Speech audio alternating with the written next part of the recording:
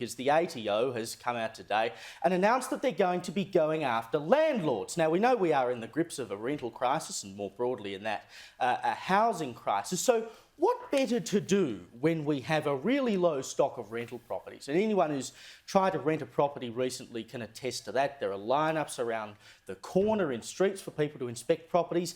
I know what we'll do. We'll go after the people who supply these properties. The ATO's been given $90 million by the federal government to recover taxes that they say haven't been paid. Something like 95% of taxes do get paid every year. It leaves about $9 billion that doesn't get paid. The ATO reckons that $1.3 billion of that comes from landlords. So the edict that was sent out today by the Assistant Tax Commissioner, Tim Lowe, is we encourage rental property owners and their registered tax agents to take extra care this tax time and review their records before lodging their return, because we are going to come and tighten the screws on you and take you for everything you are worth. Now, most people who are landlords in this country are mum and dad investors, or people like me who've got, a small property that I bought in Adelaide, I moved state and now I rent it out.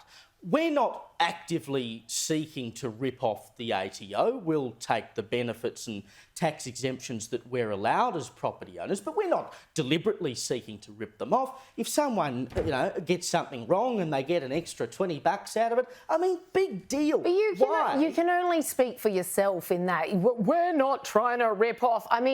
You left out that this follows a recent review which showed 9 in 10 landlords screwed up on their because tax. the system is so naturally, it's ridiculous. naturally that the ATO is cracking down when it's that prevalent. 9 in 10 landlords screwed up, tried to claim benefits that they weren't entitled to. So we create a system that's so complicated for you to work out that when you try to use it, it's not complicated to get an accountant. It really isn't. Just do my tax for me. It's not that hard. The annoying thing for taxpayers is you've got the government investing $90 million to go after people who filled out the form incorrectly or made a mistake on their return. I want to know who's going after the politicians who promised me a $275 reduction in my power bill. Who's going to find that for me? 100%. But again, I ask the question, we're in the middle of a rental crisis. Are landlords really the people we should be going after right now when we know there is already not enough rental stock available? Well, I don't think